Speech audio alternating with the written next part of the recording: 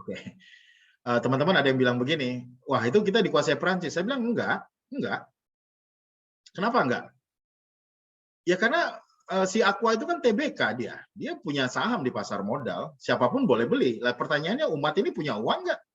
Punya uang cash nggak? Selama nggak punya uang cash, ya jangan berharap masuk dalam kegiatan ekonomi, apalagi dalam ekonomi yang, yang sifatnya besar. Contoh sedikit lagi ada IPO, Gojek dan Tokopedia, nanti yang beli siapa? Bisa jadi Singapura. Lah kenapa bukan orang Indonesia? Ya kita nggak pegang cash. Ya di mana-mana kita bicara apapun, kita pegang cash atau tidak, itu yang jadi hal penting. Jadi Bapak dan Ibu, dengan wakaf ini sebetulnya kita bisa bantu negara melunasi hutang. Kita yang kasih hutang sama negara dalam bentuk sukuk. Ya, dan kita bisa beli Indonesia kembali dengan apa? Sekarang kalau kita punya 100 triliun, saya rasa itu belanjanya kan kayak betul-betul kayak di ini ya, di apa? Katalog ya, datang ke pasar modal ya. Itu berapa sih dijual perusahaan itu? Oh, 6 triliun. Ya udah beli deh. Masih ada 94 triliun. Apalagi ya belanjanya ya? Oh, perusahaan ini, tambang ini. Berapa? 30 triliun. Oke, masih ada sisa nih. 66 triliun begitu. Kan enak Bapak dan Ibu. Ya. Tapi masalahnya ya tadi, uangnya harus kumpul. Dan kalau bisa memang hutang luar negeri itu ya berkurang ya. Hutang itu akan lebih banyak ke rakyat, sama kayak Amerika ya. Itu juga gitu, hutangnya lebih banyak ke rakyat daripada ke luar negeri ya. Tentunya dia sih pemberi hutang sebetulnya. Nah, ini strategik sekali Bapak dan Ibu ya, dan sekarang sudah sudah diluncurkan itu cash wakaf link sukuk ya, seperti itu. Nah, kemudian ini yang paling penting juga, ini yang sangat terkait dengan OKOC kemanusiaan. Bisa tidak wakaf uang itu menurunkan angka kemiskinan? Ya. Jadi kita akan bahas sedikit nih urusan kemiskinan ini ya. Kemiskinan ini ada dua, penanggulangan dan pengentasan. Ini dua hal yang berbeda. Ya, ini mungkin tema khusus lah ya. Kalau kita mau menanggulangi kemiskinan, itu kita pakai ZIS, zakat, infak, sodako. Kenapa? Karena orang miskin itu lapar, orang miskin itu nggak punya baju, orang miskin itu nggak punya tempat penampungan. Jadi dikasih makan, dikasih pakaian, dikasih tempat untuk tinggal sementara ya, penampungan. Pertanyaannya Bapak dan Ibu, kalau ada orang miskin, ada orang duafa, ada fakir, setiap hari kita kasih makan, apakah terus dia nggak jadi miskin? Enggak, tetap aja miskin. Karena yang kita perbaiki itu simptomnya, bukan penyakitnya gitu ya. Bukan kemiskinannya, kita cuma menanggulangi. Jadi supaya dari lapar jadi nggak lapar. Sudah. Tapi orangnya tetap miskin. Itu tidak mengentaskan. Ya. Kalau mau mengentaskan, kita harus pakai dana jangka panjang. Ya. Itu apa? Wakaf. Buat apa? Karena orang itu keluar dari kemiskinan kalau dia dididik. Kalau dia dikasih pelatihan supaya bisa punya keterampilan. Dan itu nggak cukup. Biasanya orang berhenti sampai pelatihan. Begitu tanya, modalnya mana Pak? Ya pinjam aja ke bank. Nah saya kan nggak bankable. Ya udah pinjam ke koperasi. Wah, agak ribet juga Pak. Harus ada jaminan dan masa. Udah pinjam aja ke rentenir. Nah sudah. Ya, cekik-cekik udah dari situ. Makanya wakaf itu cocok dipakai untuk sesuatu yang jangka panjang. Bukan untuk dibelanjakan, tapi untuk diinvestasikan. Yang hasilnya untuk sesuatu kegiatan yang jangka panjang. Contoh kalau terjadi bencana, peran wakaf ada di mana? Bukan memberikan makan, tapi untuk dana recovery. Ya, kalau begitu misalnya ada bencana, wah itu Indomie, ya, Supermie, Sarimi, ya, dan teman-temannya itu banyak sekali. Tapi bukan itu masalahnya. Terus setelah selesai ditinggal, nah itu perbaiki rumah gimana? Perbaiki sekolah gimana? Orang belum punya kemampuan untuk mendapatkan penghasilan. Nah, jangka panjang ini itu yang dikelola oleh wakaf. Pemerintah Belanda terpaksa menutup puluhan penjara karena kekurangan stok penjahat. Hingga awal tahun ini, pemerintah Belanda sudah menutup 27 penjara akibat minimnya angka kriminal. Tahun lalu, agar penjara Belanda tetap beroperasi, Norwegia diperbantukan untuk menyumbang 1.000 orang tahanannya.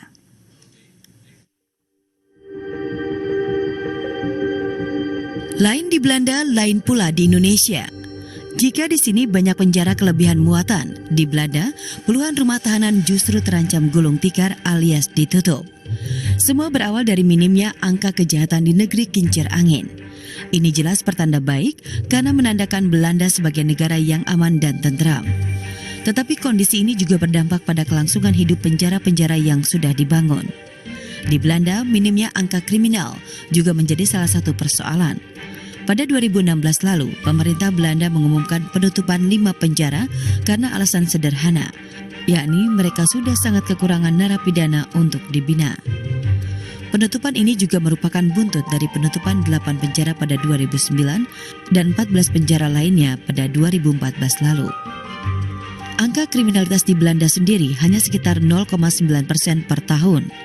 Ditambah lagi, para hakim juga tidak memiliki bukti yang memberatkan terdakwa, sehingga perlu menjatuhkan vonis hukuman jangka panjang.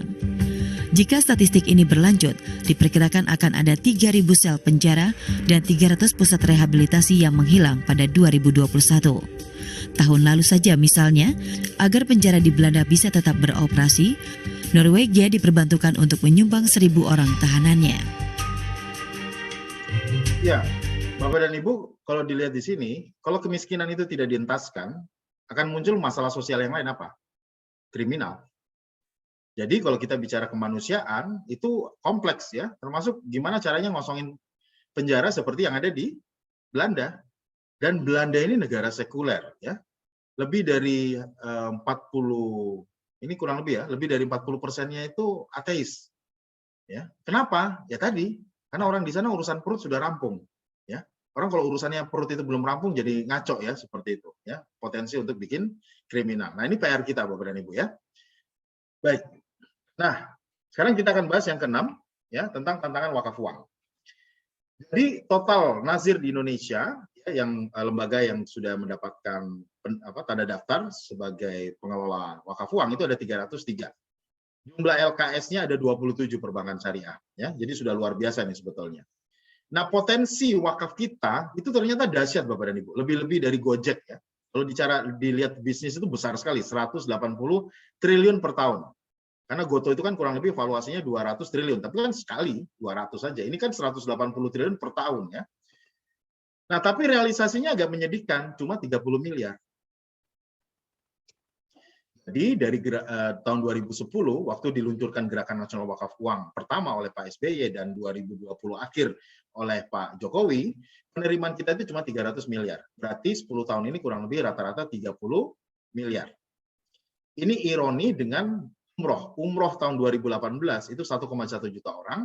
Kalau kita kalikan 30 juta sekali berangkat, maka total spend money-nya untuk 1 tahun itu saja, biaya umrohnya itu 33 triliun. Berarti yang jadi pertanyaan kenapa? Jangan-jangan masyarakat itu lebih banyak dipromosikan tentang umroh di luar dari wakaf. Dan kenyataannya memang begitu. Ya. Dan ini secara statistik ya, lebih dari 90% umat muslim di Indonesia itu belum berwakaf. Berarti ini potensi besar. Ya. Nah, tantangan pertama adalah masalah indeks literasi wakaf. Ya. Jadi kalau kita lihat, indeks literasi kita ini rendah. Ya. Kalau orang ditanya apa sih bedanya wakaf, zakat, infak, sodako, hibah itu bedanya di mana? Bingung gitu ya. Tahu nggak kalau ternyata ada wakaf uang? Bingung lagi. Nah, ini indeks literasi. Nah, apa yang harus kita lakukan? Kita harus melakukan apa yang disebut dengan literasi wakaf secara digital. Jadi saya langsung masuk ke solusi ya. Besok kita praktek. Jadi kita sudah mengembangkan metode bagaimana kita melakukan literasi wakaf secara digital melalui platform pasifamal.id. Jadi langkah pertama kita kirimkan nih kuis. Kuisnya juga simple karena semuanya sudah ada di platform, tinggal di-share aja melalui WhatsApp. Jadi kalau orang digital marketing nggak perlu bikin copywriting, ya sudah langsung tinggal klik dan share. Ini kuesionernya sudah dengan jawaban, ya. Ini simple. Nah, ini untuk mengukur kira-kira pemahaman wakaf. Setelah kuesioner ini dilakukan, langkah kedua, kita mengirimkan namanya One Day One Syiar tentang wakaf. Ini pun sudah bentuknya digital. Tinggal di-share melalui WhatsApp sesuai dengan hari tanggal kita share. Ya. Kalau misalnya sekarang tanggal 22, ya berarti materi yang keluar tanggal 22. Kita nggak bisa cari materi tanggal 21, ya. Jadi harus disiplin, namanya juga One Day One Syiar. Ini bentuknya, flyer digitalnya, ya. Ada tentang wakaf, ada juga tentang wakaf uang, seperti itu. Ya.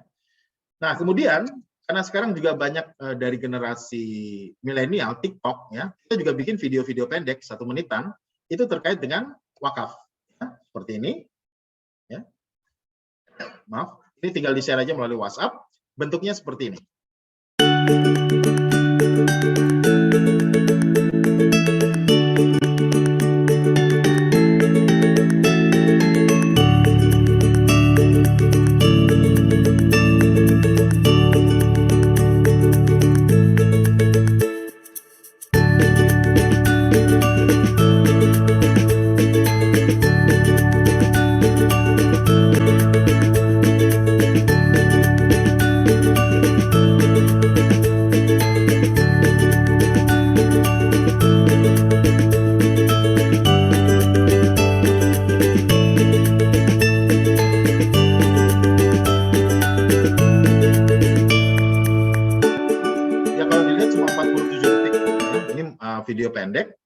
31 video. Dan uniknya apa, Bapak dan Ibu, kita bisa tahu yang nonton siapa. Makanya videonya nggak ditaruh di YouTube. Karena kalau taruh di YouTube cuma dapat jempol, tapi kita nggak tahu jempolnya siapa. Follow up-nya susah. Ya, jadi kalau di sini kita tahu kapan nontonnya, selesai atau tidak, namanya siapa, nomor teleponnya berapa. Jadi gampang follow up-nya. Nah, kalau ternyata dia tanya lebih banyak lagi, ya, ini kok videonya singkat-singkat, saya pengen yang tahu lebih lengkap. Kita kirimkan kajian wakaf kontemporer. Ini juga dalam bentuk video maupun jadwal webinarnya, ya. Paling simpel kirim aja video, ada 3 tema, ya, supaya pemahamannya lebih komprehensif. Sama juga ini kita bisa tahu yang nonton siapa. Biasanya kalau sudah seperti ini akan lebih gampang dia untuk berwakaf, ya. Ini juga salah satu contoh program literasi kita dengan Bank Indonesia, ya. Sampai securities crowdfunding, ya, cash wakaf link sukuk dan lain sebagainya. Nah, itu tantangan pertama. Tantangan kedua adalah masalah partisipasi. Ternyata orang yang berwakaf tadi sedikit sekali. Nah, bagaimana caranya supaya bisa masif? Nah, caranya adalah partisipasi wakafnya secara digital. Nah, ini yang kita lakukan apa? Kita kerjasama dengan Bank BTN Syariah, ya. Jadi di platform ini itu sudah bisa tersedia jenis-jenis program wakaf. Contoh, misalnya kita pilih dana abadi permodalan UMKM secara nasional. Begitu ini diklik, misalnya ini programnya OKOC, akan muncul deskripsi, akan muncul informasi nasir, akan muncul juga informasi mitra nasir, ya, seperti tadi yang sudah disampaikan Pak Salman. Nah, dari sini Bapak dan Ibu kita tinggal pilih jenis wakaf uang yang tadi ada 4. Mau kolektif boleh, kalau bingung ada videonya. Mau abadi boleh, kalau bingung ada videonya. Mau yang berjangka juga boleh, ya, ada videonya. Atau yang tadi wakaf uang ultimate, semuanya sudah tinggal diakses. Nah, kemudian ada fitur wakaf bagi almarhum. Sekarang Bapak dan Ibu kalau diajak, yuk Pak, Bu, wakaf, mungkin mikir-mikir. Tapi kalau saya bilang, Pak, Bu, mau nggak wakaf bagi almarhum orang tua? Masa jawabnya, ya biarin aja kan sudah meninggal. Wah, itu anak durhaka ya, pasti cepat azabnya. Nah, ini kita sediakan fitur wakaf bagi almarhum. Jadi di sini tinggal diisi aja, nama almarhum siapa, ya, bin siapa, sudah, bin atau binti, sudah, tinggal diproses, nanti diterbitkan sertifikat atas nama almarhum dan almarhumah. Ini contoh. Ini semua nama yang ada di sini adalah nama almarhum dan almarhumah, ya, sudah dicetak. Baik. Kemudian apa? Kemudahan transfer, ya, bisa dari macam-macam, ya, dari bank bisa, dari platform yang lain bisa. Jadi di sini kita sudah masukkan, ya, payment gateway-nya ada, kris-nya ada, jadi bisa ditempuh dengan berbagai cara seperti itu. Dan yang paling penting adalah apa? Menerima sertifikat wakaf uang itu bisa dicek di situ. Nanti akan muncul data sertifikatnya, sehingga akan muncul sertifikat wakaf uang. Jadi ini bagian dari pemenuhan hak wakif dan keterbukaan informasi publik, ya. Baik, ini risalah perkembangan yang ada di pasif amal sekarang sudah jauh lebih besar daripada ini, ya. Nah, ini salah satu video juga kita sudah launching dengan Kementerian Agama.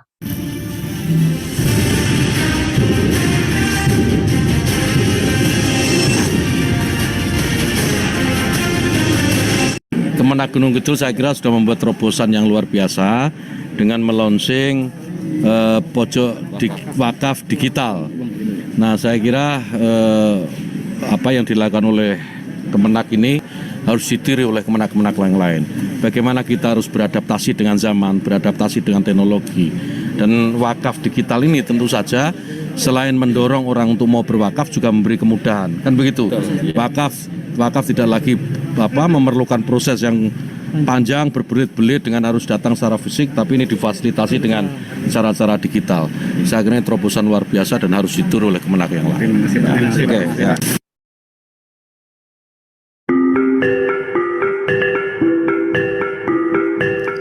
Pojok Wakaf Uang Digital merupakan unit layanan perwakafan yang berada di kantor Kementerian Agama Kabupaten Gunung Kidul dan seluruh KUA di Kabupaten Gunung Kidul.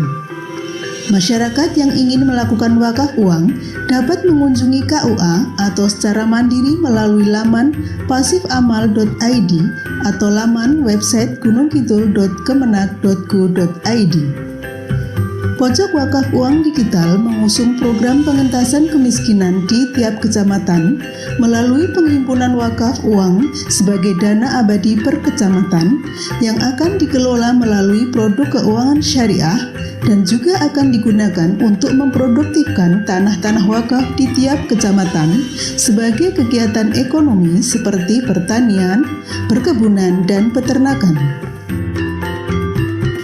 Sasaran proses literasi dan partisipasi wakaf uang yang akan dilakukan Kemenak Gunung Kidul pada tahap awal tahun pertama adalah calon pengantin sebanyak 5.885 orang, peserta didik baru di madrasah sebanyak 17.802 orang, calon jamaah haji sebanyak 6.710 orang, dan ASN sebanyak 890 orang yang bila berwakaf Rp50.000 akan terhimpun dana abadi kemaslahatan umat sebesar Rp1.564.350.000.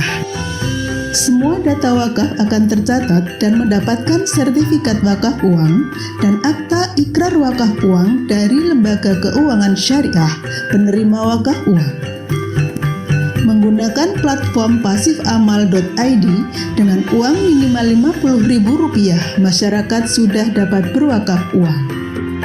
Melalui pojok wakaf uang digital, proses berwakaf uang semudah belanja online, mudah, murah, dan sederhana.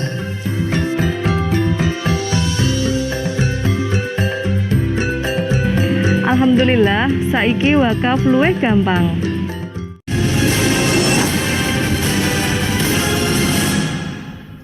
Ya, itu yang sudah terinstall di seluruh KUA ya di daerah istimewa Yogyakarta. Dan ini adalah rekor muri yang kemarin kita cetak di tahun 2021, wakaf uang serentak dari Aceh sampai ke Jayapura ya, secara daring dan pembayarannya menggunakan kris. Nah, kemarin Bapak dan Ibu di awal tahun ya, tanggal 3 ada Hari Amal Bakti, dan di Gunung Kidul setelah implementasi langsung berwakaf uang serentak untuk ASN-nya saja yang ada di Kemenak. Ini berhasil mengumpulkan dalam satu hari 40 juta dan langsung digunakan, diinvestasikan ke lahan tanah wakaf untuk pakan ternak ya, seluas 20.000 meter persegi.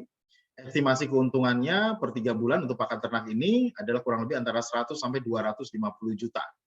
Ya, dan ini bisa sampai 8 kali panen dalam 2 tahun. Nah, begitu panen pertama langsung 40 jutanya dikembalikan untuk diinvestasikan di lahan yang lain.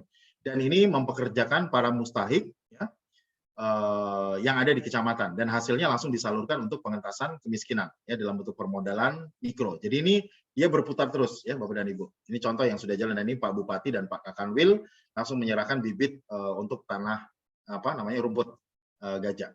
Baik, tantangan ketiga ya, tantangan ketiga apa? Masih banyak terjadi malpraktek perwakafan Bapak dan Ibu ya. Ini juga penting ya. Jadi kalau kita lihat definisi wakaf sesuai dengan pasal 1 itu adalah perbuatan hukum. Karena ini perbuatan hukum, maka ada ketentuan hukum, ada pelaku hukum, ada pengesahan hukum, ada sanksi hukum. Ya, ini penting sekali untuk dipahami bahwa wakaf itu berbeda dengan sodako dan infak. Ya, nah contoh misalnya urusan kenaziran. Ya, nazir ini tadi sudah harus terdaftar.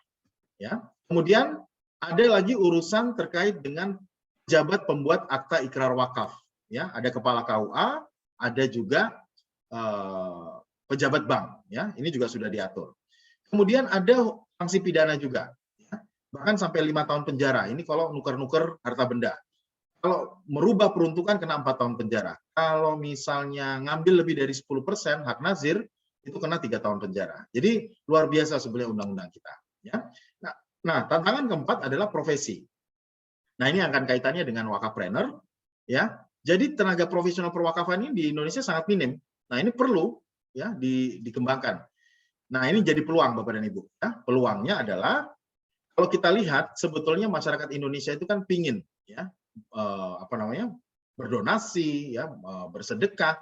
Tapi kalau ditanya pernah nggak wakaf? Belum. Padahal kalau ditanya pingin nggak punya amal jariah? Pingin. Ya, ini permasalahannya. Nah, di satu sisi nazir itu punya program sosial, misalnya seperti OKOC. Tapi kalau ditanya penerimaan wakafnya gimana? Minim. Nah, ini kan berarti ada big problem di sini. Ya. Tapi big problem biasanya melahirkan apa? Big opportunity. Ya, kenapa masalahnya? Karena tidak ada pihak yang menjadi intermediasi, yang melakukan promosi maupun melakukan funding sekaligus. Nah, ini dia. Ya. Jadi perlu ada pihak yang menjadi intermediasi di sini. Kalau kita lihat Bapak dan Ibu, ada 200 juta umat muslim dengan 200 atau kurang lebih hampir 300 ya. 300 lembaga. Ini kan industri yang besar sekali. Ya, dengan total tadi sampai 180 triliun per tahun ya potensinya. Nah, Bapak dan Ibu bisa lihat nggak ada peluang yang luar biasa untuk memenuhi kebutuhan berwakaf dari umat. Satu, ya, ada 200 juta umat muslim yang belum berwakaf, potensinya 188 triliun, kebutuhan amal jariyahnya sangat tinggi, segmen untuk wakaf bagi almarhum ini sangat besar, ibadah pribadi sekaligus dengan ibadah sosial ya yang bisa dilakukan. Nah, Bapak dan Ibu, ini akan menjadi peluang bisnis jasa perwakafan. Jadi orang bisa dapat passive income sekaligus pasif amal ya sekaligus. Nah, sekarang kita akan lihat apa yang bisa dijawab dengan ini. Tapi ini nanti akan masuk ke pelatihan karena untuk menciptakan lebih banyak pelaku usaha maupun juga profesi ini butuh pelatihan. Nah, saat ini kita sudah bekerja sama dengan perguruan tinggi Islam ya. Kita punya satu institut namanya Duta Wakaf Institute. Ini salah satu yang kerjasama dengan kita yaitu Universitas Islam Indonesia. Ya, di sini ada 2 izin, lembaga pelatihan bisnis dan lembaga pelatihan profesi perwakafan. Ya, masing-masing punya punya spesialisasi sendiri-sendiri. Jadi kalau kita lihat di sini secara izin juga sudah lengkap. Ya, kemudian ini akan melahirkan profesi-profesi wakafpreneur tadi. Ada sertifikat resmi ya yang masuk ke Dinas Pendidikan, terdaftar di servernya di Dapodik, mendapatkan lisensi usaha. Kemudian juga kita punya yang lembaga pelatihan profesinya, ya lembaga pelatihan kerja, bahkan sudah sampai ke izin penempatan tenaga kerja dan sudah terakreditasi secara nasional. Kita sudah kerjasama juga dengan lembaga sertifikasi profesi. Ini nanti akan melahirkan di bawah BNSP ada 3 title profesi, ya, RWP, CWP, dan CWS. Ya. Nah ini juga sudah ada sertifikat pelatihannya, lisensi profesi, ya RWP, CWP, dan CWS. Nah, juga sudah ada platform untuk melakukan pelatihan. Ini di dutawakaf.id, ya, sudah lengkap. Nah, baik. Yang ke-9, penutup.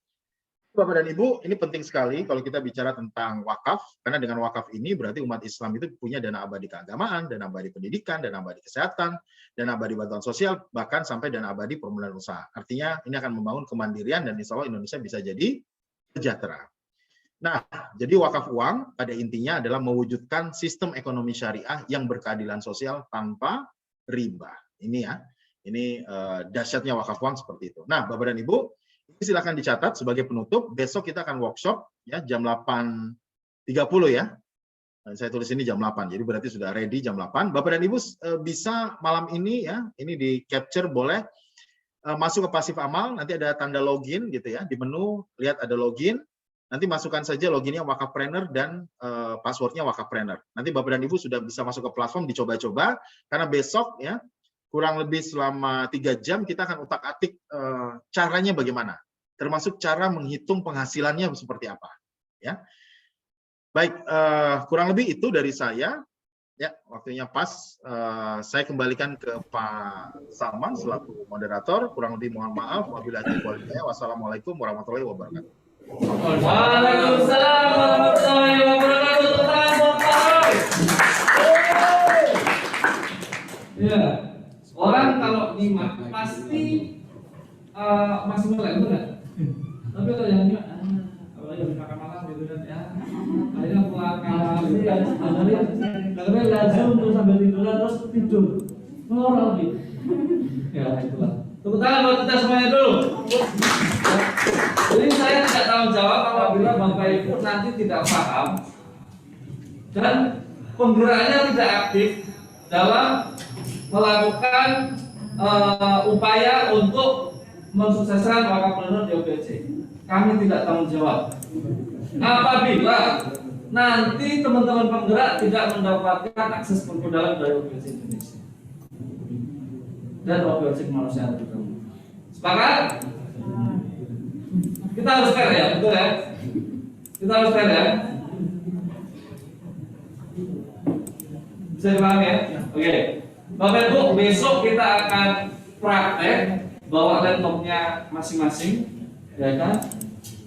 Minimal satu penggerak bawa satu, jadi nanti bisa berdua gitu. Itu minimal. Kalau bisa satu-satu itu lebih bagus. Karena apa? Setelah besok itu praktek, ya kan? Maka Bapak Ibu sudah bisa menjadi seorang wakafpreneur, sehingga sudah bisa mensiapkan wakaf. Dan seperti Pak Roy bilang tadi, ada potensi ujroh. Ujroh itu apa? Penghasilan. Ya, inilah sebagai salah satu upaya kita membuka lapangan pekerjaan seluas-luasnya. Oke? sebelum kita tutup, kita bacain pertanyaan yang banyak sekali. Ada yang langsung jawab ke saya. Nah, Pak Roy, ada beberapa pertanyaan dari teman-teman yang di Zoom maupun di sini. Namun sebelumnya ada yang langsung jawab ke saya, dan ini jauh datang dari Jambi. Pertanyaan begini Pak Roy, mohon bisa dijawab. Ya. Pak Roy, untuk pertanyaan Bapak Roy, Pak, bolehkah kita berwakaf Al-Quran, wakaf sumur, wakaf sepeda motor, wakaf warung, wakaf supermarket yang sering diiklan-iklankan di media sosial? Silakan Pak Roy bisa dijawab. Terima kasih. Baik, terima kasih. Ini pertanyaan baik sekali Bapak dan Ibu. Tadi saya sudah sebut tentang malpraktek perwakafan. Kalau dilihat yang diwakafkan itu bendanya, Bapak dan Ibu. Jadi itu sudah diatur dalam undang-undang. Misalnya wakaf benda tidak bergerak berarti tanah, bangunan, dan tanaman. Tapi Bapak dan Ibu bisa masuk lagi ke peraturan Menteri Agama. Itu diatur secara lebih rinci tentang wakaf yang terkait dengan tanah. Jadi kalau saya balik bertanya nih Pak Salman, bisa tidak saya wakafkan satu bangunan tapi tanahnya tidak saya wakafkan? Kira-kira bisa tidak? Tidak bisa Pak.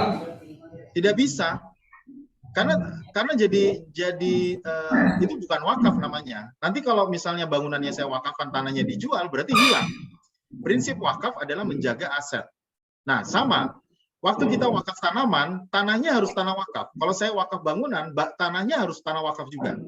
Berarti kalau saya wakaf sumur, tanahnya juga harus tanah wakaf. Nah, kalau di atas tanah wakaf itu saya bangun buat sumur, sebetulnya tidak jadi wakaf lagi itu. Karena sumurnya itu melekat kepada tanah wakaf.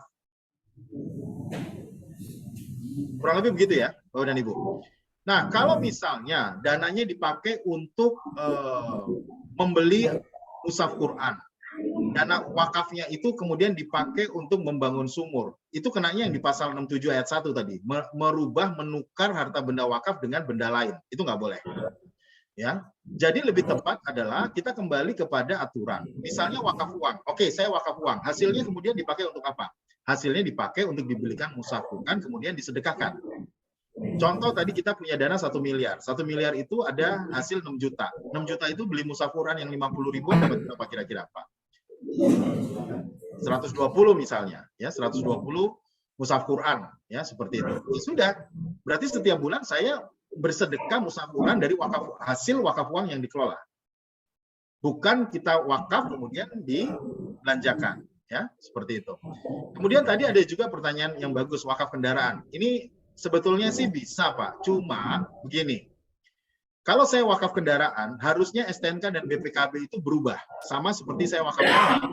Kalau wakaf tanah itu, sertifikat tanah saya yang pribadi, itu kemudian diikrarkan di KUA, dibawa ke BPN. Di BPN, ya sertifikatnya berubah nama pemiliknya menjadi nama Nazir. Dan kemudian di BPN, sertifikatnya dikasih tanda, yaitu warnanya coklat, bukan lagi hijau. Sehingga kalau ada orang mau jual tanah wakaf, dicek ke BPN ketahuan, ini nggak bisa dijual, ini tanah wakaf. Nah pertanyaan saya, kalau saya wakaf kendaraan, berarti STNK dan BPKB harus atas nama Nazir. Betul ya? Pertanyaan saya, di Samsat, bisa tahu nggak kalau ini plat ini ternyata sudah wakaf, jadi nggak bisa dijual belikan? Belum bisa, Pak. Jadi beberapa hal masih jadi PR, ya, terutama terkait dengan juknisnya, ya, terkait dengan lembaga-lembaga tertentu. Jadi kalau kita di YEWI lebih simpel begini aja.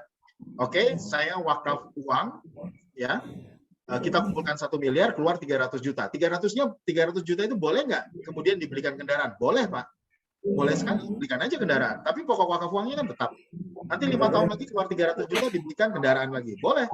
Tapi kendaraan itu bukan dalam konteks wakaf. Konteks wakafnya adalah harta bendanya. Makanya tadi ada lagi wakaf warung, wakaf ini, wakaf itu. Jadi terlalu banyak istilah-istilah yang sebetulnya secara hukum tidak diakui. Efeknya apa? Ya tadi malpraktek, misinformasi, akhirnya masyarakat bingung, akhirnya nggak wakaf.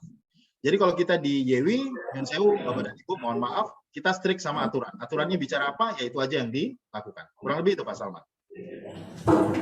Oke, terima kasih Pak Roy. Mungkin dari sini ada pertanyaan, silakan Pak Sus. Ini jauh-jauh juga datang dari Ambon.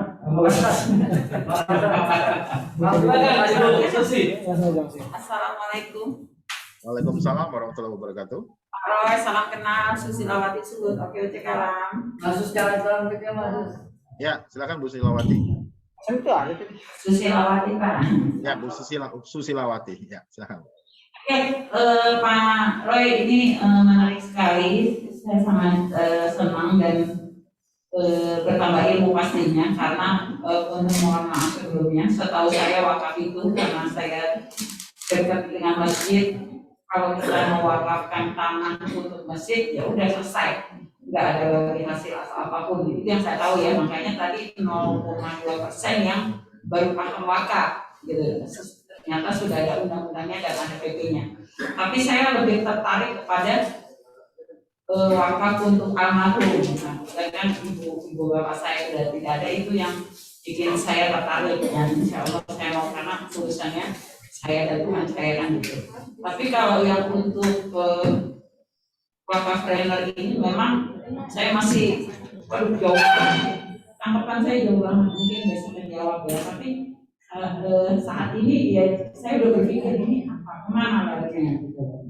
Kalau saya memang jujur ya, sudah pernah ngomong dengan Pak Salman, gue mau nyimpan 1 juta tiap bulan.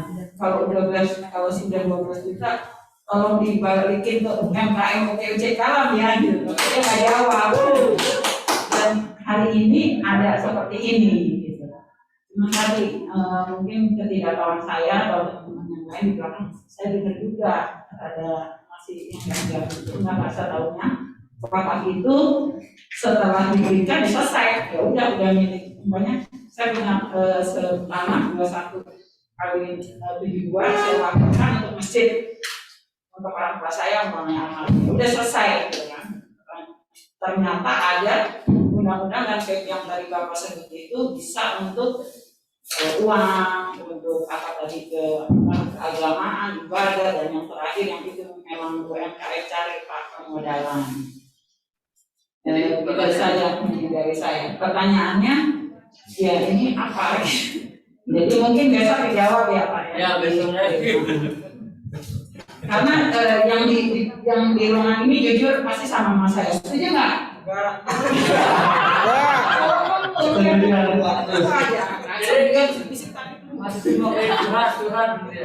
Ya Pak Roy, maaf ya Pak Roy. Tidak apa-apa Bu. Ya. Jadi jujur ini bagus banget. Tadi yang jelas yang kelima tadi ya, untuk almarhum itu ya, insya Allah baru ada, dan saya baru tahu. Kayaknya lebih keren juga ya dapat sertifikat. Cuman yang 50.000 itu apa harus tiap bulan? Karena di chat saya lihat ada yang bertanya, apakah harus tiap bulan 50 dapat sertifikat, every 50.000 rupiah dapat sertifikat, atau 1 juta 1 sertifikat? Ya. Karena pemikiran saya kan ada komunitas yang bergabung di OKOC Indonesia. Pertanyaan lagi nih Pak, kalau untuk komunitas sendiri bagaimana? Ya. Bisa nggak Bapak kudu ini kan sosialisasi launching wakafpreneur yang hubungannya dengan OKOC Indonesia. Nah, kebetulan tadi ada teman juga bertanya, tanyain kalau untuk komunitas sendiri bagaimana, apakah bisa atau bagaimana? Karena tadi saya lihat sudah ada berapa ya, banyak sekali yang sudah gabung ya Pak. Makasih banyak ya Pak Roy. Ya. Wabillahi lagi ya Wassalamualaikum warahmatullahi wabarakatuh.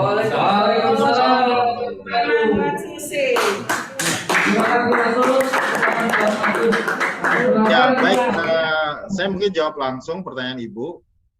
Jadi memang wakaf itu secara kontemporer ya. Tadi dari awal saya sudah sampaikan kita nggak akan bahas fikihnya, kita bahas kontemporernya saja.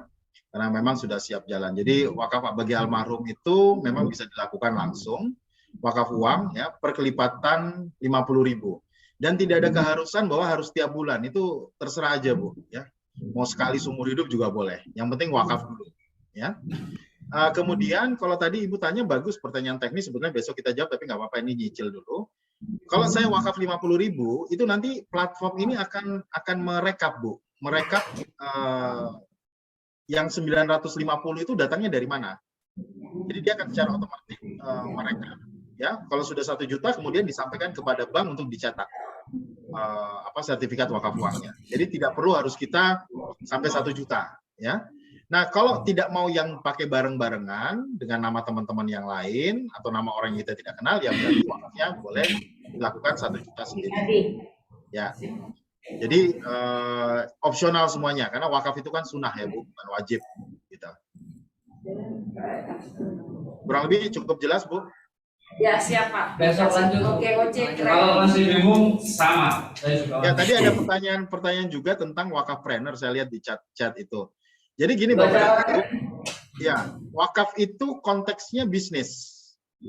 Sedekah yang harus dikelola secara komersil, yang hasilnya kemudian disedekahkan. Jadi yang paling mendekati pendekatan bisnis itu justru wakaf, bukan sodako, bukan infak, bukan hibah, bukan zakat juga. Karena yang tiga-tiga itu memang harus dihabiskan. Tapi kalau wakaf harus dikelola. Tadi saya rasa contoh di Masjid Habibur Rahman yang ada di Aceh sudah jelas ya bahwa tanah wakaf didirikan hotel. Loh Pak, kenapa nggak didirikan masjid? Ya di dalam hotel itu kan ada masjid. Mau dibikin di lantai 1, mau dibikin lantai 2, di atas. Bapak dan Ibu kalau ke Jakarta ke TB Simatupang kan ada Menara 165. Iya. Ya. Nah itu kan wakaf itu, proyek wakaf. Masjidnya di atas. Saya pernah sholat di atas itu kan indah sekali dari atas itu. Ya, kalau gitu. Jadi wakaf itu butuh banyak pengusaha-pengusaha seperti yang ada di OKOC. Karena aset-aset wakaf, dana wakaf yang diimpun itu tidak bisa mengendap, harus berputar, menyebar ya menjadi lebih banyak. Dan itu pasti butuh Bapak dan Ibu yang secara spesifik berada di entrepreneurship ya, wirausaha. Ya. Ini ada pertanyaan dari Pak Muhammad Fudail. Kalau ada yang wakaf 500 juta, apa bisa dapat langsung 30%-nya? Kurang lebih ya Pak, nanti lihat bisa saja, asal wakafnya minimal 5 tahun. Itu maksimal kurang lebih segitu. Kalau wakafnya cuma 2 tahun, ya pasti akan berkurang. Gitu. Yang penting kembali kan Pak, wakafnya. Bisa saja. Ini ada pertanyaan juga dari Pak Alif Johan. Misalnya wakaf polis tidak bisa diwakafkan. Polis itu bukan surat berharga. Polis itu cuma ya semacam perjanjian yang bisa dicetak ulang. Jadi kalau dibawa ke Pegadaian nggak laku, Pak. Jadi kalau surat berharga berbeda ya. Misalnya obligasi ya, surat saham seperti itu oke. Tapi kalau asuransi nggak bisa disebut sebagai wakaf. Yang bisa diwakafkan itu adalah santunannya, uangnya. Nanti kalau meninggal. Ya. Sambil saya baca ini chat-chatnya. Izin ya, Bapak dan Ibu. Yang paling atas Pak, tadi dari Ibu Deni. Pak Roy, izin bertanya, jadi berapa yang diwakafkan? 1 juta atau 50.000? Boleh dua-dua, Bu. Boleh dua-duanya ya, Bu Eni. Jawabnya bukan 50, boleh dua-duanya. 50.000 boleh bulan ini untuk diri sendiri, bulan depan untuk almarhum orang tua, bulan depan lagi almarhum ibu, bulan depan untuk suami. Prinsipnya begini, sekeluarga beramal jariah, sekeluarga bersama di jannah. Wah, keren. Terima kasih. Amin. Amin, jalan-jalan. Ada pertanyaan lagi nih Pak, itu jadinya tiap bulan atau tiap minggu atau kapan Pak? Bilang terserah. Juroknya. Dari siapa sebutin namanya? Tadi apa Pak pertanyaannya? Pertanyaannya ini jadinya rutin tiap bulan atau tiap minggu atau kapan? Yang kolektif Pak, mungkin maksudnya di sini yang 50.000 ini tadi. Oh 50.000 terserah, mau setiap bulan, setiap hari, seumur hidup sekali juga nggak ada masalah. Pertanyaannya kan begini Pak Salman, Bapak dan Ibu ya, waktu kita meninggal nanti kan akan ditimbang berat mana, antara timbangan amal dan timbangan dosa. Sekarang saya mau tanya, siapa di sini yang yakin timbangan amalnya lebih berat daripada timbangan dosa? Nggak ada yang yakin kan? Sekarang kalau misalnya nih Pak Salman, kita udah yakin nih sholat kita, sedekah kita, apa semua amal itu ternyata lebih berat. Ternyata waktu ditimbang defisit 1 tetes saja. Kan ruwet itu. Nah, berarti kan kita butuh dari sekarang ini melakukan yang kita sebut di YW itu mitigasi risiko akhirat. Mitigasi risiko akhirat itu bagaimana mengalirkan amal supaya timbangan amal kita lebih berat.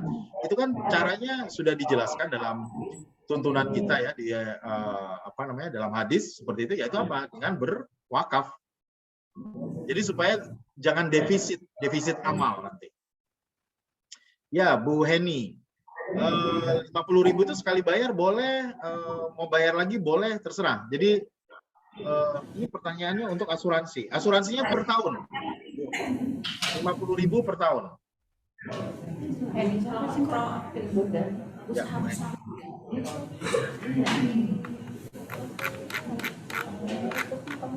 Ya boleh Bu, dicicil tiap bulan gantian. Ada pertanyaan lagi Pak? Ini ada yang nanya nih. Oke, satu dulu yang Yusuf ya, baru nanti Bapak. Pak Roy, izin bertanya, ini hanya BTN Syariah aja ya? Untuk mengeluarkan sertifikat? Sampai saat ini bank yang sudah siap secara administratif dan pengelolaan baru BTN Syariah. Oke, siap. Silakan. Ya, terima kasih. Salam kenal dengan Pak Roy. Saya Hendra dari HRA, dari Human Resource Academy HRA Serang. Ya. Pertama saya sangat surprise ya, konsepnya luar biasa. Cuman saya belum paham benar konsep ini. Pertama kita bicara wakaf. Apakah selama ini wakaf yang kita lakukan salah? Itu pertama. Yang kedua, ketika kita berbicara wakaf dan ada hasil kembalinya, alias kita bicara bisnis, apa resikonya? Saya belum nangkep penjelasan resiko, karena ada timbal balik, ada pembalian. Ya maksudnya konsep bisnisnya kan harus jelasin resikonya apa. Kemudian yang terakhir, karena ini acara OTOJ, kemudian ada konsep yang sangat luar biasa ini terbesit di pikiran kita, seakan-akan ini ada suatu yang bisa kita dapat, ya mungkin dalam bentuk permodalan ya. Karena ada bentuk timbal balik, apapun itu bentuknya. Apakah ini hasil wakaf orang lain yang kembali kepada kita atau kita kepada kita. Nah, apakah OKOJ ke depan akan bergantung dengan konsep wakaf planner ini? Ya mungkin itu aja ya. Kalau seandainya ada konsep lain yang mencari OKOJ ke depan, tolong juga dijelaskan. Jadi wakaf tidak satu-satunya cara kita mengejar kemudahan ke depan. Ya, terima kasih dari saya. Assalamualaikum warahmatullahi wabarakatuh. Waalaikumsalam.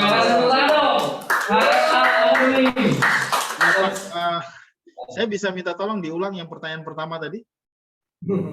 Ya, pertanyaan satu kali aja Pak, terus biar Sama dengan yang saya tanya. Oh iya, agak panjang ya. Jadi kita bicara wakaf. Pertama saya tanya, apakah konsep wakaf selama ini salah? Satu. Yang kedua, karena kita berbicara wakaf ini bisnis ya, karena ada timbal baliknya. Apa resikonya? Itu yang kedua. Okay. Yang ketiga, karena ini sosialisasi di OKOJ ya, masalah wakaf planner, saya ingin memastikan apakah OKOJ ke depan menggantungkan dengan wakaf planner ini, karena seakan-akan terbesit kepada pikiran kita ini ada sesuatu yang mau kita cari ke depan.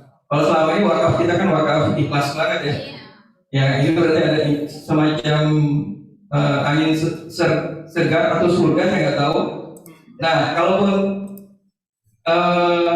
kalau emang iya, tolong dikatakan iya. Kalau emang tidak satu-satunya, tolong dijelaskan apa alternatif yang lainnya, sehingga kita terbuka pikiran kita untuk ke depan itu dengan mantap ya. Gitu. Terima kasih. Terima kasih Pak. Silakan bisa dijawab satu dan duanya Pak. Untuk yang ketiga kayaknya yang jawab. Terima kasih. Iya, yang ketiga Pak Salman aja. Jadi Pak, Bapak-bapak dan Ibu-ibu, memang kalau kita lihat wakaf itu ada aturan-aturan yang mengikat. Ya, saya tidak bilang keliru, karena kalau kelirunya itu terjadi misalnya karena orangnya tidak pernah tahu Pak, tidak pernah baca. Oke lah, itu kita bisa arahkan. Itu fungsinya kita Pak, sebagai di Yayasan Edukasi Wakaf Indonesia, gitu ya Pak. Jadi kita arahkan. Tapi kalau orangnya sudah tahu, tapi tetap melakukan yang salah, ya sudahlah, biar aja nanti konsekuensinya bagaimana. Makanya tadi ada pertanyaan tentang wakaf mushaf Quran, wakaf apa tadi, sumur dan lain sebagainya. Itu kan perlu ditelaah. Karena begini aja Bapak dan Ibu, yang paling simpel begini aja deh.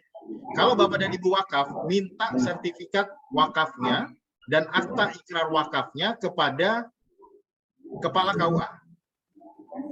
Nah, selama kita tidak terima akta ikrar wakaf dari apapun yang diomongin tentang wakaf itu, berarti ya kita itu sedekah, bukan lagi wakaf. Berarti kalau kita sedekah, ya berarti jangan berharap ada amal jariah. Ya jelas nggak ada, karena amal jariah itu kan terjadi dari sedekah jariah, jadi sesuatu proses yang berulang-ulang. Sama seperti yang kita sebut tadi pasif amal. Pasif amal itu kan amal yang kita lakukan berulang-ulang. Bersedekah tapi ada amal yang berulang-ulang, itu yang definisi pasif amal kan begitu.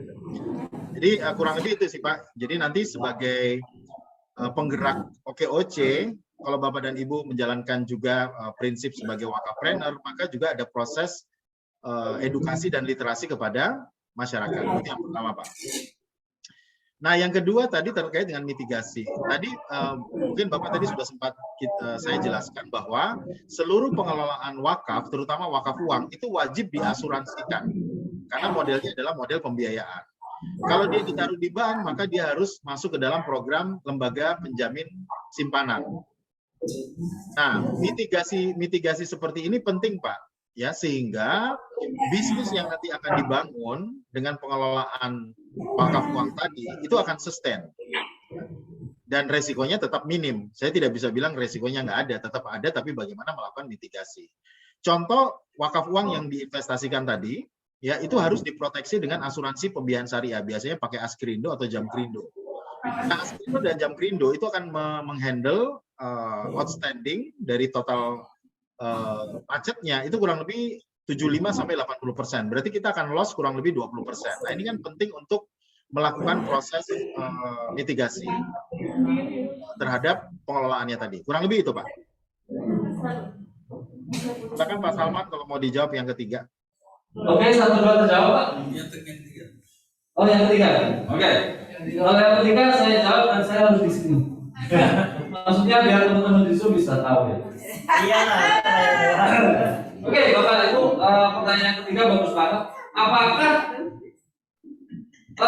wakaf ini menjadi satu-satunya cara untuk kita memberikan permodalan untuk UMKM di OKOC? Jawabannya adalah tidak. Ya, lebih kedua ya, pertanyaannya. Jadi kami di OKOC Kemanusiaan itu menjadi mitra pengelola zakat dari berbagai apa? Itu pertama kali. Jadi kita sudah hampir 1 tahun kita mengelola dana zakat, infak dan sedekah. Karena OKOC Kemanusiaan sudah resmi menjadi MPZ, mitra pengelola zakat. Jadi awal pertama kali kita borong dagangan, bantuan usaha UMKM, apalagi oke tolong segala macam itu kami gunakan dana zakat. Bapak Ibu benar sudah ada yang pernah kita borong? Ada dibantu. Baik ya? Ada yang sudah kita bantu? Ya itu salah satunya dari zakat, infak dan sedekah. Nah, karena seperti yang Pak Roy tadi bilang bahwa zakat infak sedekah itu kalau sudah diberikan habis betul nggak? Kita butuh yang sustain, kita butuh yang nggak habis, kita butuh yang terus bergulir, betul? Satu-satunya jawabannya adalah wakaf. Tadi sudah dicontohkan di Aceh, ya, di Mekah. Di Aceh orang-orang dulu itu berwakaf di Mekah, sehingga 500 tahun yang lalu itu efeknya sampai sekarang jamaah haji umroh tadi dapat pesanan berapa? 5 juta. Nah, kami juga ingin seperti orang-orang Aceh itu. Kita kumpulin dana abadi DPC, nanti hasilnya kita akan berikan dalam bentuk bantuan modal yang bisa diakses melalui kemanusiaan tanpa riba, tanpa bunga, tanpa denda, tanpa jaminan, tanpa BI checking, tanpa survei. Yang survei nanti ketua penggeraknya sendiri. Gitu? Betul nggak? Ini Pak. Jadi kita nggak mau dana ini habis, nggak mau. Kita ingin bergulir dan terus. Kenapa? Kami punya program-program yang begitu banyak, yang ini akan kehabisan dana kalau hanya menggunakan dana zakat, infak dan sedekah. Betul? Bisa terjawab ya Pak? Oke, kita berdua. Ya. Oke. Selanjutnya ada pertanyaan lagi. Pak Salman, ini ada Pak Irfan Bogor kayaknya mau nanya ini di Zoom. Pak Irfan. Oh, Pak Irfan silakan mungkin raise hand langsung dari Zoom. Ya, terima kasih. Assalamualaikum warahmatullahi wabarakatuh. Waalaikumsalam. Waalaikumsalam. Ya, dari OKC Forever Bogor. Ini menarik ya, materinya. Mungkin besok ya untuk prakteknya. Ya. Menanyakan aja, apakah misalnya taruhlah anggota di Bogor itu untuk berwakaf, dan itu digunakan sendiri manfaatnya misalnya komunitas di lokalnya sendiri, seperti itu Pak. Itu pertanyaan. Ya. Ini ke Pak Roy atau ke saya Pak ya? Ke Pak Roy. Ya. Pak Irfan, terima kasih untuk pertanyaannya. Ini sama dengan yang kita lagi develop di KUA. Jadi mungkin nanti bisa disampaikan kepada pengurus OKOC, bagaimana di Bogor itu punya komunitas yang menghimpun dari Bogor dan dikembalikan lagi pemanfaatannya di Bogor. Saya rasa itu secara teknis bisa. Nah, ini nanti tinggal mungkin dari Pak Salman, Pak Budi, mungkin bagaimana kebijakan saja. Tapi secara teknis bisa. Gitu Pak Irfan. Cukup jelas Pak Irfan? Saya tambahin sedikit Pak Roy. Ya. Terima Pak kasih. Ibu kalau mencatat atau direkam boleh. Jadi teman-teman, nanti kami akan himpun dana wakaf dari para penggerak ini, layernya per penggerak. Artinya kalau penggerak ini malas berwakaf, mohon maaf saya, kita nggak bisa bagi banyak. Saya setuju Pak. Itu caranya. Artinya kalau tadi pertanyaannya Pak Irfan, dari Bogor untuk Bogor bisa nggak? Secara teknis bisa. Melalui OOK berarti kan OOC orang bentuk gitu. Ya, terjawab. Jadi Pak Abdul Ghafur mau nanya ini Pak Salman. Silakan Pak Abdul Ghafur. Pak Abdul Ghafur, silakan. Abdul Ghafur yang mana? Nah, ya. Ibu Rai. Oh, pencet lagi makan. Ini saya jawab, ada pertanyaan dari siapa nih, Pak Antoko ya. Bagaimana jika kita berwakaf yang berhubungan dengan haki, merek, hak cipta, rahasia dagang dan lain sebagainya? Dirjen Haki sampai saat ini belum punya mekanisme untuk mencatat atau menandai bahwa merek, hak cipta, rahasia dagang, desain industri, kemudian paten itu ternyata sudah diwakafkan. Jadi tahun lalu 2021 bulan Oktober kalau saya tidak salah kita sempat membuat juga bareng dengan Direktur Haki dari Universitas Islam Indonesia dan Kementerian Hukum. Ya memang ada hambatan juga bahwa hakinya tidak bisa dicatat. Mungkin saya tambahkan satu ini Pak Salman dan Bapak Ibu sekalian. Contoh kita wakaf emas, itu bingung itu cara pakainya bagaimana. Karena emasnya nggak boleh digadaikan, emasnya nggak boleh dijual. Jadi emas itu sendiri walaupun dalam undang-undang itu bisa diatur, ya diatur bahwa itu bisa diwakafkan, tapi masih bingung cara pemanfaatannya. Memang akhirnya kita sekarang lebih banyak bicara ke wakaf uang. Nanti yang manfaatnya lebih fleksibel, lebih liquid, ya, bisa digunakan untuk macam-macam. Kurang lebih itu. Ini juga menjawab pertanyaan Bu Rahmayani dari Aceh Besar. Ini penyetorannya terserah Bu, mau tiap bulan boleh, tiap tahun boleh, 10 tahun sekali juga boleh. Nah, tadi Bu Rahmayani nanya kalau mau wakaf bagaimana, besok kita belajar langsung wakaf ke proyeknya OKOC yang sudah ada di Pasif Amal. Nanti silakan dicek Bapak dan Ibu. Tadi baru di-up-kan sama Pak. Ya, jadi Bapak dan Ibu, ini sudah dicatat ya, Wakafpreneur. Ada yang sudah coba login Bapak dan Ibu? Udah coba lagi. Launching dulu nggak apa-apa. Minimal di foto nanti sambil lebaran di launching. Ya, besok pagi kita akan login semua, Bapak dan Ibu akan login, supaya kita nanti juga bisa hitung berapa besar penghasilan untuk Bapak dan Ibu. Apakah mau 10 juta, apakah 10 juta, bisa dihitung semua di situ penghasilannya. Terus kalau Bapak dan Ibu ada pengurus wilayah ya Pak Salman ya, pengurus daerah lah. Pengurus daerah ini menghimpun dana abadinya misalnya 10 miliar. Itu tekniknya bagaimana? Itu nanti semua ada di dalam dashboardnya. Kalau 100 gadean masukin.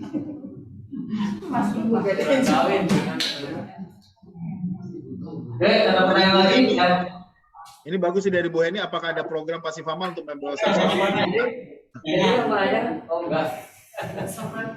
ya nanti penghasilannya diperbesar aja sebagai wakafpreneur, Bu. Aku tanya dong, udah. Bu Heni sudah masuk ya. Alhamdulillah Bu Heni sudah masuk ke dalam Pasif Amal. Nanti silakan diutak. Di situ materinya lengkap semua, video-videonya lengkap, literatur wakafnya lengkap. Jadi bisa dipelajari saja.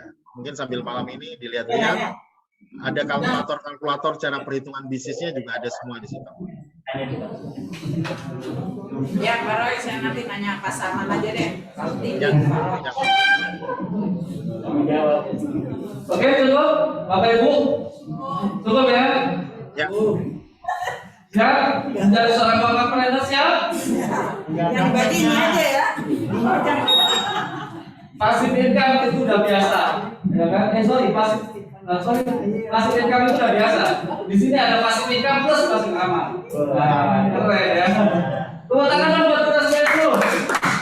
Karena sudah jam 10:05, teman-teman, itu sudah sampai dan sebagainya. Kita akan kembali lagi besok di sini di jam 8.30. Kelihatan ya? Mohon membawa laptop masing-masing. Dan begitu Pak Ray? Ya, betul Bu, Pak. Ya, terima kasih banyak Pak Ray. Tepuk tangan dong buat Pak Ray dulu.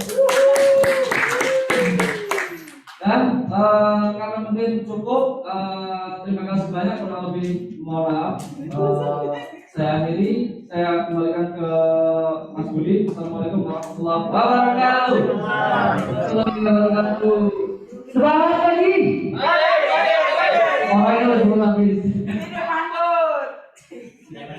Ya, biar cepat tidur, biar cepat istirahat.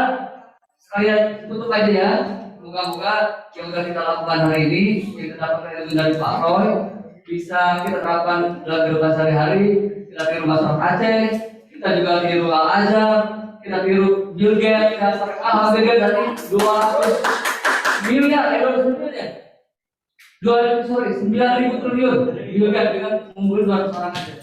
Dan mereka itu bukan orang muslim yang tidak belajar wakaf.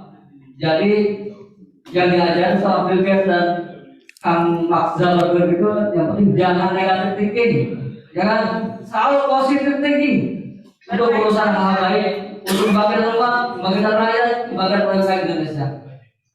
Hidup Indonesia.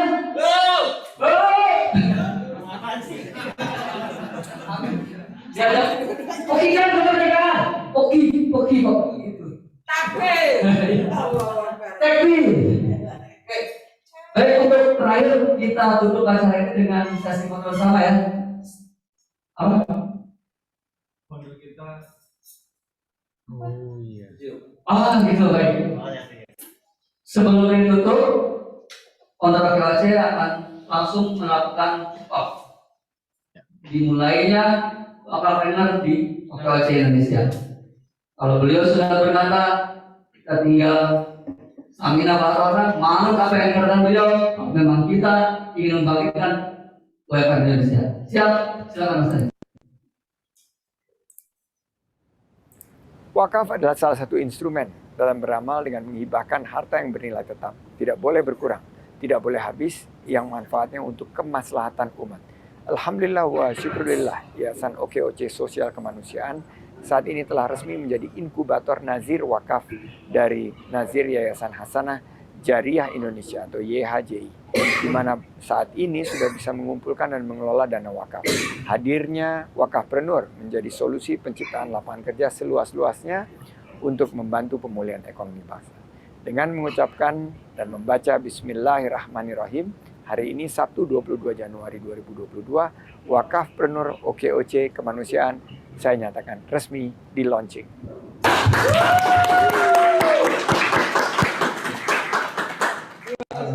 Terima kasih. Baik. Sekarang kita bersama, sebelum bersama langsung saya ucapkan terima kasih sudah hadir dan saya mohon maaf apabila banyak salah kata. Ya, terima kasih buat Ibu Ramayani dari ujung barat Indonesia dari Aceh. Terima kasih juga kepada Ibu Mira dari Ambon dari ujung timur yang sudah hadir dan orang lain di sini. Kemudian dari Jawa Tengah, Jawa Timur ada juga yang hadir di sini, Pak Joko Asuki dari Makassar, Kampung Makassar.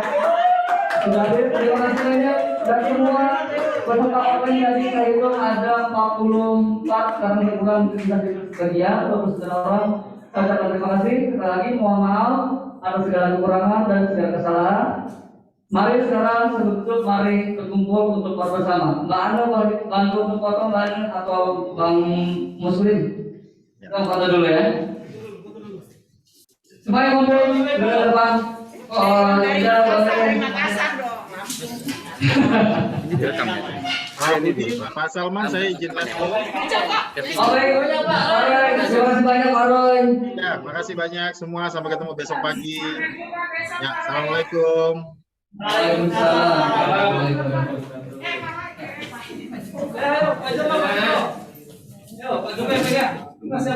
Kameramen gak ikut nih Kak. Kita mah sini mah satu. Taruhnya di sini Mas. Oke.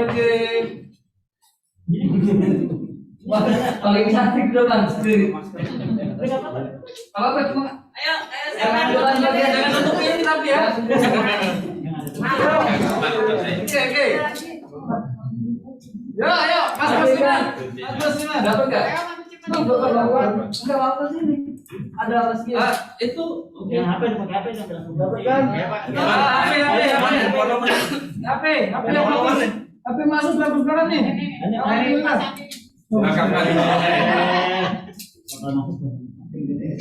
Oke, Oce. Satu dua. Tangannya Bapak Ibu. Oke, Oce. Oke, Oce Kemanusiaan. Oke. Ya. Oke, udah belum? Yang keren, yang bagus. Besok tampil di Kompas. Kompas tembus. Oke. Oke, terima kasih banyak Bapak Ibu. Silakan kembali ke tempat masing-masing. Oke, baik. Jangan lupa besok kehadirannya ditunggu sudah hadir di ruangan jam 8 lewat 30 karena acara ini dimulai pada jam 8.30. Oke, terima kasih. Sampai jumpa besok pagi. Assalamualaikum warahmatullahi wabarakatuh. Jangan Pak Fika nggak datang ya? Handphonenya doang ini biar. Tahu siapa nanti ya?